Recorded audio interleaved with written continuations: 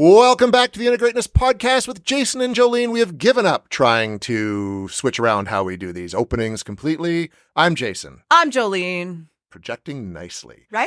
And we're really excited for this episode. It's the first of a two-parter because we're bringing in our second guest ever on the show. And this is Val, who I know because she teaches me yoga. And we've talked about my yoga experiences quite often. And we figured it'd be good to bring Val in because she does like not just yoga, but a whole bunch of different things. So Val, come on in. Well, hello. We're glad. My podcast voice, Valerie Pullen. Very nice. That was really very nice. You've been practicing? I've been practicing. Yeah. There's a whole thing because I did broadcasting. And the funny thing is like you listen to people on the radio and then you meet them in real life and very few actually sound the same. Like there's a radio voice, which I don't do. Apparently, but everyone else does. I feel like you have a radio voice though, Jay. Do I? Yeah. I don't feel it. I always find that when I listen to my voice, I'm like, is that what I sound like? Is this what other people hear? Remember I told you about the guy I worked with who met somebody who sounded like his inside voice on the outside? Yep. Yeah. Yeah. Okay, back to Valerie, you guys. She's going to tell us a little bit about what she does. I'm actually really excited because when you were introducing Jay, I was like, Jay brought a friend to the studio today. I have friends, really. Feel like Mr. Rogers' neighborhood, right? Okay. Oh, totally. Hello, friend. Hello. So I've been in the wellness community of Kamloops for about 8 years. So I've been teaching yoga since I was 20 years old. So for 8 years, I've been teaching yoga. And then in that journey, I've also become a reflexologist, a reiki practitioner, and I've also worked at Bliss Float Center for about 3 years. I have 2 gift certificates for there that I lost from 2 years ago, 3 years ago maybe, and I have yet to try it because I don't know where these gift certificates are.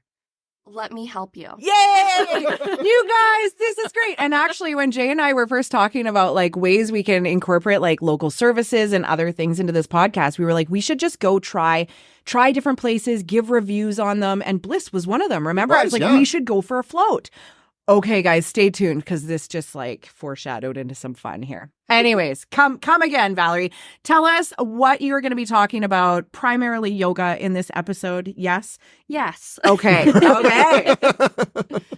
Yes. So yoga, I mean, in our Western culture, we focus more on the asana of practice, which is the movement of the body. But yoga in itself is so much more beyond that. And I think a lot of people start their yoga journey, their practice, because, oh, my back hurts, my hamstrings are tight. You know, we go in for a physical reason, and a lot of us come out of yoga with a more spiritual perspective. Yay. And because we look great in Lululemons. And that was something about yoga because I come from a martial arts background, which was the same thing. People go into martial arts because they want to learn how to kick someone's ass. That's literally what it is and to get in shape. But there's a very spiritual component to that. And so that was one of the coolest things I thought about yoga when I started was that it is very spiritual. Can you sort of talk a bit about, let's start with that, like the spiritual aspect of it and how that is really so good for you. And people seem to confuse spirituality with religion and all that kind of stuff, but it's very different than that. Well, I find like martial arts, yoga, meditation, it is coming in to the present moment. And I think that's what really hones in on our spirituality is that connection to what is. You know, we let go of what has happened, what is going to happen, and we really just tap into what's happening right now. And I suppose from like that like practical perspective in a class, that's when you're asking people to hold a pose for a certain period of time, notice your body, clear your mind, and just focus on that. Yeah? Mm-hmm. Would you say? Yeah, definitely. Okay. Yeah. Because some of those poses you can't do if you suddenly start thinking about, and it's happened to me, like I'm trying to do like a tree pose, and it's like, oh crap, did I take out the garbage? And it was, oh crap. Yeah. That's exactly it, right? I mean, I even noticed that I go to Pilates and I notice the same kind of thing. There's a lot of overlap in some of those body practices, right? So Val, if you were to kind of introduce yoga to somebody and they were looking at a schedule somewhere and was like, well, what is this and what is flow and what is yin and what is Hatha. Hey ho. I don't know, right? Booty is one I've heard of too, right? Which is wild. Do you want to give us like a little example of like which ones, just a definition sort of each one and why they might appeal to you or which one might be a better fit, right? Mm-hmm. Well, one of my favorite classes to teach is Hatha. So Hatha is a more slower paced class in the sense of once we arrive in a pose, we hold and we breathe, right? So the difference between Hatha and flow is that we're really connecting breath with movement. As we inhale, we go somewhere. As we exhale, we go somewhere else. In, out, we flow and move with the breath. But with Hatha, we arrive and we can really kind of hone in, close the eyes, feel the body, and kind of just let go of the tension that we feel and feel that more energetic presence. Oh, I like that. I've never known this. No? No. There's a difference. So Hatha is really good for beginners because it gives you some time to get into a position. And I always like to teach beginner style class. Because the people who've been practicing yoga for 10 years, they know how to modify their practice. They know how to get into the arm balance. They know how to do, the crazy stuff. But for someone who's just stepping in for the first time, like I really want to make sure that person feels seen and feels comfortable in the class. I love that. So that's something, even when I look at my practice as a therapist and when I started integrating intuitive work into my practice and noticing the type of people that were coming to me, it was people at the beginning of this healing journey and kind of like that is really what my workshop starts to capture with people. And there is something like magical about that time when you really see the most transformation in somebody in those early stages. Like as a weight loss coach or, fitness instructors, you'll notice that first 10 pounds comes off really quick, right? And then it's like that last 5 pounds becomes really tough. It's sort of like that. You would probably see people transform and change relatively quickly into their practice in the beginning stages. Would you say? Oh, definitely. I feel like that's very rewarding for us, right? Mm-hmm. Very cool. Because then you're honestly seeing this like inadvertent life change that they're not even aware of, but it is this connection with self. That's what like spirituality really means to me is like, what is your connection with yourself? How connected are you to yourself and to the world around you in a sense, right? Like in simple terms there. So you see people become much more connected to that and aware of that. Interesting. Okay. What are the other styles of yoga that we can be aware of? Yeah. So I also teach yin classes. Woo-hoo! Woo! Jason's favorite. I love yin class. So yin is way slower than Hatha. It's at a room temperature class and you're focusing more on deep stretching. So instead of moving the body quicker, you're sitting or laying down the entire time and you're using blocks and bolsters or big pillows to support the bone structure. So once the bone structure is supported, that's where we really get into the connective tissue, the fascia. Once we can relax our muscles, that's when we start to stretch our joints and we get that lubrication coming and we, really get into those deep, deep tissues. And when we look at where trauma is stored, there's so much information about the fascia work, right? I used to work with a rolfer, like a structural integrationist, and they work with the fascia. And I didn't really understand some of that. But, coming from now in the trauma work that I do, it's very somatic and, body-based neurological trauma work. That is a key piece, right? Different places of the body, where we're storing it, where we release it. And yin yoga, that sort of practice, somatic workouts people have probably heard of, so many overlaps with yoga, Pilates, different, practices.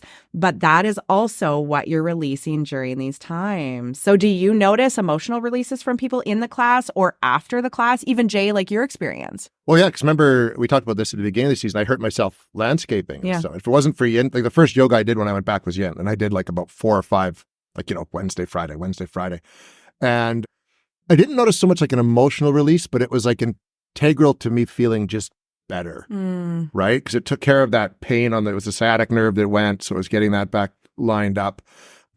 But it was funny. I went from like a real feeling of like tension, like just all around tension to like complete relaxation, which I wasn't able to do like all summer doing this heavy labor work, right? Which was interesting. The total slowdown, because you Full were like physically demanding at that point, Yeah. which was a big shift from the regular work that you do in the studio here.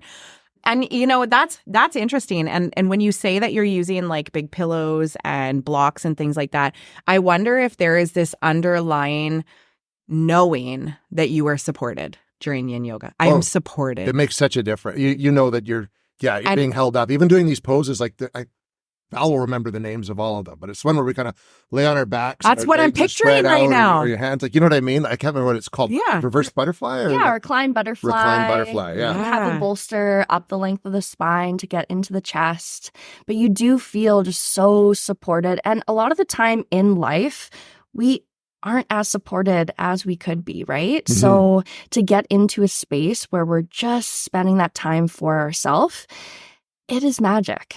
It really is. And when we think about when we are truly supported, we are safe enough to surrender. That is a very connective, feminine energy piece, right? So if we're doing any kind of healing work on trust, surrendering, being able to let go, that's it, right? You can't do that without support. And physically, your body's going to do that, right? And you know that. Val's getting really excited, guys. She's got something to say. I do. And it takes time. It takes time to be able to surrender. So a lot of people are living in this very fast-paced, demanding world. And if you step into your yoga class for the first time and it's yin and you're so tight and your mind has never slowed down before, it takes time to learn how to relax and to learn how to surrender and to learn how to trust. So for all of you out there that are new, just remember that relaxing is a practice and it gets easier over time. And it's really, really hard. Coming from someone that lived most of his life at 110 kilometers an hour. Oh, honestly, it's really that's hard. Not my struggle too, Jay. We get it.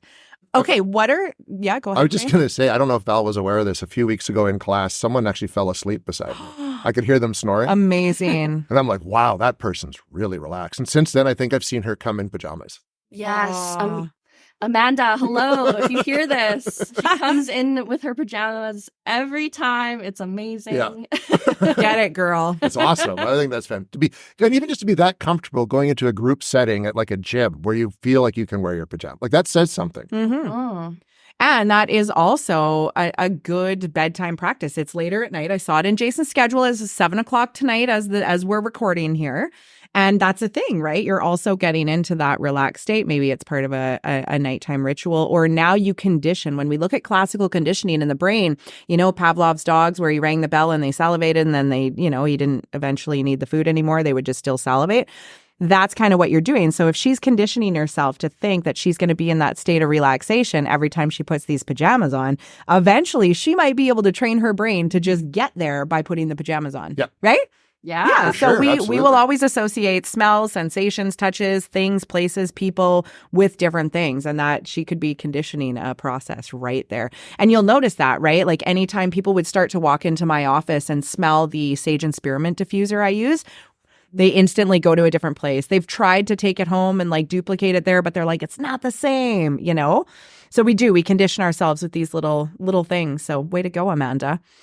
What are some other types of yoga? Tell me about booty yoga, because I've talked to a few people about this. Lane's obsessed with I booty yoga. know one guy, and he is like, it's my favorite, right? He likes house music, and he's a rancher actually, which is funny because I'm like, that's amazing. Who is it? Oh, I might not want to say here, okay. right? But Yeah, you know exactly. I know he it goes is. to the studio, totally. That's awesome. Yeah. Okay, hello. Yeah, so booty, I'm not trained in booty, but it is a fusion of flow yoga, HIIT, dance, and Primal wildness Yeah. is what I've heard. it is loud music. It is, woo, like letting those explosions of energy out. It is shaking your booty. That's why it's called booty. Yeah. Wondered Yeah. about that. Yeah, and very like more aggressive movements, which Yeah. people wouldn't think yoga would it encapsulate, right? But when you really think about body connection and releasing, we don't always need to release gently. Like I tell people when they're processing anger in therapy with me, I'm like, you're going to need aggressive workout after this, because some emotions as we release in the body and neurologically, some of them are okay with passive energy, right? But if we're processing a lot of anger and they're sitting still in a seat in my office, I'm like, you're going to need fast cardio related exertion to let your body release this, whether it be shaking, running, hitting, whatever that looks like after. But there is, different ways our body's going to release different things. So that's going to tend to maybe some of those emotional releases, even excitement. Excitement doesn't sit still, right? So sometimes some of those extremes. And again, when you're looking at that mind-body connection in yoga, that's what that would foster, just at a more, physical level for sure that way. You said something that got me thinking. So how does one train for this, like to teach? Do you know what I mean, Val? Like, Oh, yeah. It's one thing to kind of just go in and do it, but what inspired you to want to teach yoga? And then what was the process like to learn how to teach all this wonderful stuff? Well, the process of me getting here, I would say, is I just started practicing yoga here and there through high school. I knew that I had that connection to it. I didn't know what it was. I just knew that I really liked it. And then as the time went on, I started volunteering at a yoga studio in town. I'd trade my time, kind of clean up. And then I saw that they were hiring for a receptionist, and I was like working at Taco Del Mar at the time. I was like, I would way rather work at a yoga studio than make burritos. Right? Nothing wrong with burritos, but Nothing yeah. wrong with burritos. But yeah, I started receptioning at the yoga studio. So I was just completely involved in the community. And I started to look around myself and I said, you know what? I could do this. So I just took that leap. At the time, I was deathly afraid of using my voice. And I figured, you know what, this is going to make me step out of my comfort zone and to be able to use my voice and to step up into that leadership role. So yeah, a training came here in town in Kamloops, and I was able to, it's 200 hours, which is not that much time. No, it's not when you think about it. Yeah. It sounds like a lot, but no. Yeah, and it was over quite 6 months. It was a weekend every week or a weekend every month. Okay. Yeah. Yeah. And I was able to just, take my time and learn the teachings of yoga. That's awesome. And that's cool. And when we look at any kind of journey, like when you can take your time like that and integrate it into your life instead of remove yourself, do an intensive 2-week and try and come back and fit it in everywhere, you're integrating the practices, you're integrating the growth of your body during that time. Like I feel like sometimes when we can do slower, sustainable additions to our life like that, it just it sticks a little bit differently, right? Mm-hmm. So Val, tell us, what do you see changing in people's lives when they start to go to yoga? Whether this was your own experience or what people report, but in general, if somebody starts a yoga practice, whatever that look like, what would be some of the things you would notice change in their life? I would say first is that connection to self. I think that is the biggest thing that happens, is building that relationship to self. And then in that, so much happens. We build our consciousness in that. We are more mindful of our reactions and what triggers us. And even in a yoga class, when we're in a twisted chair and we're swearing under our breath, why is that happening? You start to notice what's happening within, as well as just feeling great, I practice hot yoga. You're detoxing, you're sweating, you're letting go of so many toxins, you're helping your organs, you're twisting, and it helps with digestion and flexibility and strength and so much. And often I find when we start, it's like habit stacking, right? So you go to yoga, you're naturally probably going to start drinking more water. Mm-hmm. You're probably going to make different choices about other things, either before the class or after the class. So maybe you're not going to emotionally eat after the class. Maybe you're not going to eat something before the class that you might have, And I mean, I've eaten an entire medium pizza before yoga, and it was not a good idea, and I have never done it since. That's wild. I don't know what's worse, but the pizza or all the burritos we might have been eating before, right? Wow. The fact that you can even eat an entire medium pizza. Right? Yeah. That's impressive. That is It's been very a minute. impressive. It's been a minute, but yeah. Jason, what changed in your life when you started practicing yoga? Well, it was funny. I started yoga to get a break from the boxing and the kickboxing because my body was just sore, even though the training was very good. Like you stretched, you did all the stuff you're supposed to do. So I needed to do something different. And it was like everything Val said, it's very true. Like, even though with martial arts, there's a real mind-body connection, like you're very much in the moment. It just, I think it got me a little bit more in tune with me, like who I am. And it did teach me, because fighting is fast. And it taught me how to slow down. And that's the one thing in my life that, I mean, since my grade 12 year where I did an extended studies class where I even knew then I need to learn how to relax because I cannot relax unless I was like in the middle of the woods somewhere by myself. We've talked about this. Yeah. But it did teach me how to do that. Like, because I go to say like tomorrow morning, I will go to like the 9 o'clock, hot yoga. I think it's hatha tomorrow morning, I think. And even though it's like a good workout, I will be relaxed through that entire hour and I'll come home and on my day, I'll be set for very, very chill. So it taught me how to do that. And I think what it also did for me is it taught me, because I'm a guy and there was a stigma about yoga among men. There is, even though I'm seeing more men go all the time. They don't think it's a workout. But holy crap, is it ever a workout? Like it really, really is. I think it taught me that there's different kinds of exercise and they all benefit you in different ways. Like I think the first class I ever had with Val, and this is going back quite a few years, she got us to do a 3-minute downward dog. Oh. Right? Did I do that? You did do that. And I was just kind of like, what? And halfway through, I'm like, who is this woman? This is intolerable. But it worked, but I could do it. Yeah. I could do it. And I wasn't sore later. You know what I mean? Like but it built up a different kind of strength. And I really appreciate it. So thank you, Val, even though at the time I was very upset. But it was that amazing. sounds horrendous. It is really hard to do. The downward dog is enough for like, what do we usually do it for? 30 seconds a minute? Yeah. It's like a plank, right? Like the idea elevated of like plank. when you're in plank, that time takes forever. Yeah. 3 minutes felt like an hour. Whew. Yeah. But it's good. It was amazing. And it just, so it taught me so much that way. But I think just that ability to relax and just connect more with myself and my body and pay attention. Jay, I'm going to ask because I think I met you post yoga. Yeah, because we met 2021, late 2021. I think so. Was that post yoga? Yeah, because I started yoga in 2019. Because I don't know you before, are you more grounded? Oh, for sure. There you go. Yeah, I actually see, that's a big benefit to like not only being in your body more, but being more grounded, being more centered. I perceive yoga practice to cultivate control. I actually think people whose lives feel out of control, and I know like we all go through this busyness. I was just telling Val in the driveway, like, oh, I've just got things booked one after another, and I hate it when there's no space between some things. But you can take somebody who's living that busy life and essentially finally for one part of their day, give them a sense of control. They have control over their body. They have to have control over it. Therefore, cultivate control over maybe their mind, counting or just paying attention to that. But you can literally simulate control in those moments. And I think that is such a powerful grounding, centering effect.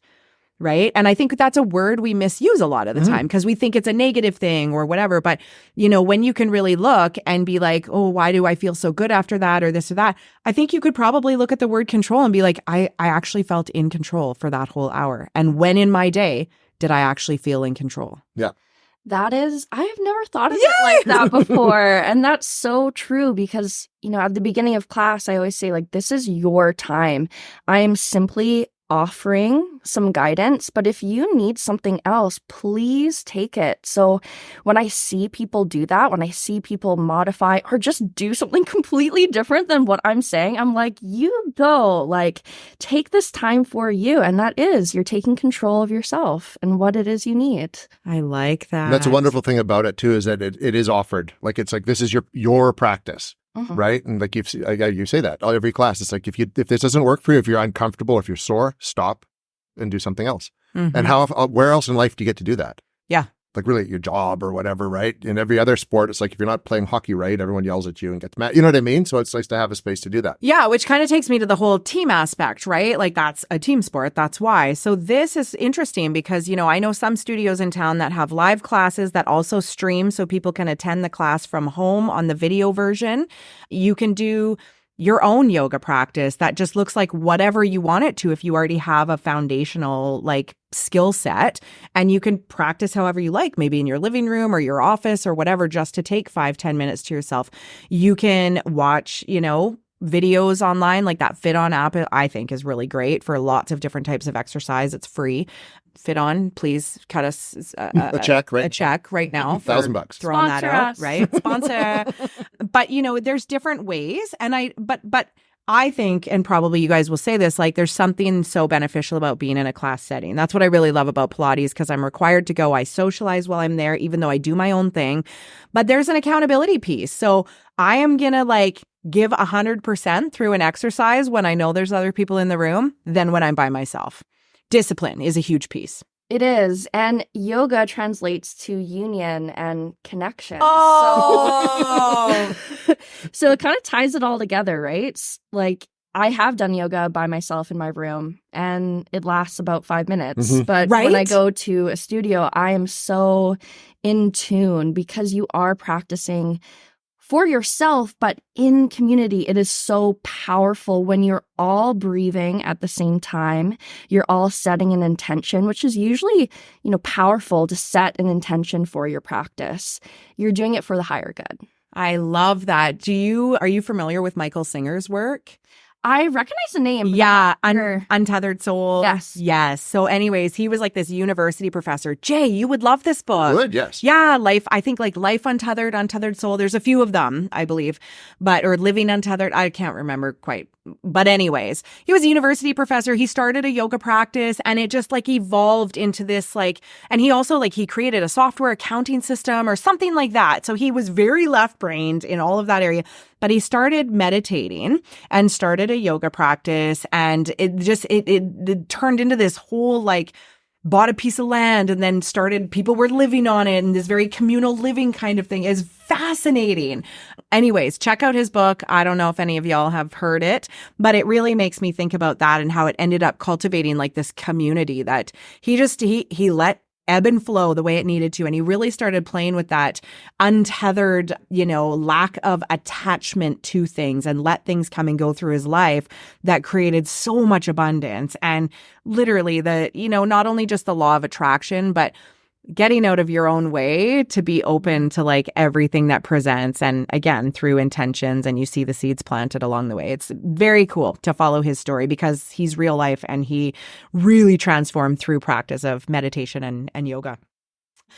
I have a question about inversion work, hanging out upside down. I have one of those feet up things. So it's like a little stool type device that I can do headstands on without actually needing the arm strength, right? So anyways, I bought one of those because I understood there was some benefit to inversion work and things like that. But my daughter, she's 7, and she is upside down all the time, Val.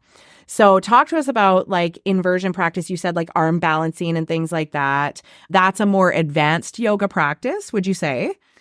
When we talk about inversions, there's so many different types of inversions, right? So head is below the heart.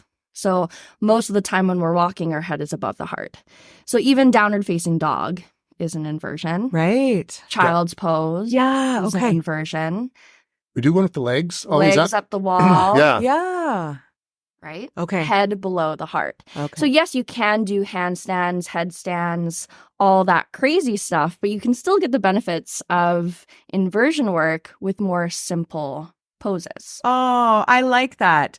Yeah, no, it's just a fascinating thing I've noticed. And Jay and I were actually just talking about kids practice, kids yoga, and, is there classes in town? I know there's mom and baby and toddler yogas, but is there actual yoga classes for kids around? There is. So I used to teach at Yoga Now Kamloops. Is that Lacey's studio? It is. Oh, cool. I used to dance with Lacey. her. Yeah. She has kids classes. So, and it's just the kids. That's I love awesome. that. Yeah. So, and got to start them young with mindfulness and being aware of the body. So it's so great that the community has that for kids. I feel like schools start to do that too, especially cold time in the winter. They would have indoor activities, right? If the kids were staying in. And Cosmic Kids Yoga is on YouTube, and this lady like tells stories. So she'll have like Finding Nemo yoga, and she goes through poses, and it keeps their attention because it's story based, or Star Wars yoga, things like that. But I do feel like having an actual class of yoga, right? Like that's what my daughter would be interested in. She would want to do these poses, and she'd want to show off her headstand and learn how to do that properly in like a flow practice or whatever that is, right? And I think we do incorporate that storytelling in the kids' classes. Kids love that kind of thing. They play games, like tag, but then you pause in a yoga pose type of thing to kind of get their energy out, but still practice mindfulness. Do we have a men's only class?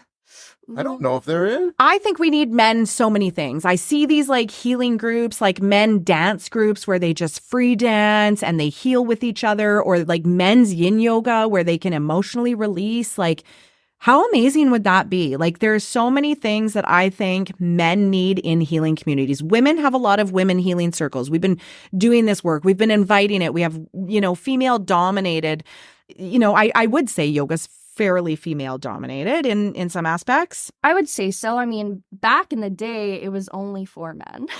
What? Isn't that crazy? That's wild. Isn't it? But then look at how But then it's perception evolved, changed, right? right? Yeah, So it's for men. It's for men too. But yeah, there is a lot of more spaces for women to, hold each other. Yeah. It's a lot harder for a man, I think, on a masculine energy. It's more productive, it's more dominant, and it's harder to get into that vulnerable state. But this is where men heal their feminine wounds, right? And that's where like men helping other men heal in some of these really therapeutic settings. And again, I see a lot of it online, not so much in person or locally, but I definitely think we have a need for that. Yeah. Yay. This has been awesome. It has been. It has been. But we've got more with Val. We do. Next week. We do. We're So between now and next week, we went a little longer today because Jay's giving me the eyebrow to shut up. But I would never say I know, that. we're so excited. So Val, can you suggest one thing that somebody can do to make some kind of connection with yoga after listening to this podcast?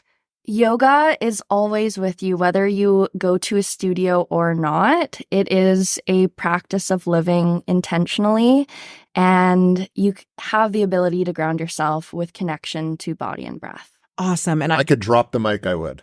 Yay! I like that. And then my challenge on top of that is I want everybody to do a downward facing dog for 3 minutes. 3 minutes. 3 minutes, folks. And if you don't know what that is, Google that shit. Okay? Shaniko got your ass. Thank you. This is your next favorite episode of the Integrateness Podcast. We'll be back again next week. Thank you, Val. Thank you.